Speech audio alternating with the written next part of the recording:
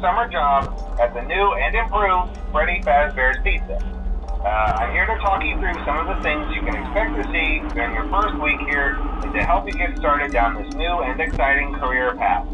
Now, I want you to forget anything you may have heard about the old location.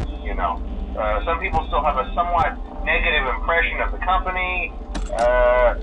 That old restaurant was kind of left to rot for quite a while, but I want to reassure you, Fazbear Entertainment is committed to family fun and above all, safety. They've spent a small fortune on these new animatronics. Facial recognition, advanced mobility, they even let them walk around during the day. Isn't that neat? But most importantly, they're all tied into some kind of criminal database so they can detect a predator a mile away. Heck, we should be paying them to guard you. Now that being said, no new system is without its kinks. You're only the second guard to work at that location. The first guy finished his week but complained about conditions. We switched him over to the day shift. So, hey, lucky you, right? Mainly he expressed concern that certain characters seemed to move around at night and even attempted to get into his office. Now, from what we know, that should be impossible. That restaurant should be the safest place on Earth. So while our engineers don't really have an explanation for this, the working theory is that the robots were never given a proper night mode. So when it gets quiet, they think they're in the wrong room. So then they go try to find where the people are, and in this case, that's your office. So our temporary solution is this. There's a music box over by the prize counter, and it's rigged to be wound up remotely. So just every once in a while, switch over to the prize counter video feed and wind it up for a few seconds. It doesn't seem to affect all of the animatronics, but it does affect one of them. And as for the rest of them, we have an even easier solution. You see, there may be a minor glitch in the system, something about robots seeing you as an endoskeleton without his costume on and wanting to stuff you into the suit. So hey, we've given you an empty Freddy Fazbear head. Problem solved. You can put it on any time and leave it on for as long as you want. Eventually anything that wandered in will wander back out. Something else worth mentioning is kind of the quirky modern design of the building. You may have noticed there are no doors for you to close. But hey, you have lights, and even though your flashlight can run out of power, the building cannot. So don't worry about the place going dark. Well, I think that's it. You should be golden. Check the lights, put on the Freddy head if you need to. Keep the music box wound up. Piece of cake. Have a good night, and I'll talk to you tomorrow.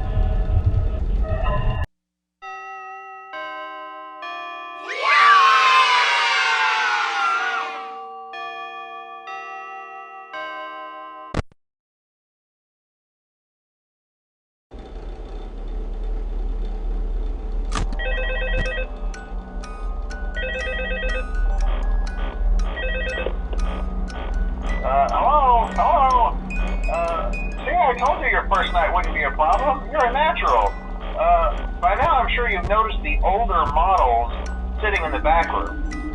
Those are from the previous location, and we just use them for parts now. The idea at first was to repair them. They even started retrofitting them with some of the newer technology, but they were just so ugly, you know, and the smell. So the company decided to just go in a whole new direction and make them super kid-friendly. Those older ones shouldn't be able to walk around, but if they do, the whole Freddy head trick should work on them too, so whatever. I love those old characters. Did you ever see Foxy the Pirate? Oh wait, Foxy. Oh yeah, Foxy. Hey listen, that one was always a bit twitchy. I'm not sure if the Freddy head trick will work on Foxy.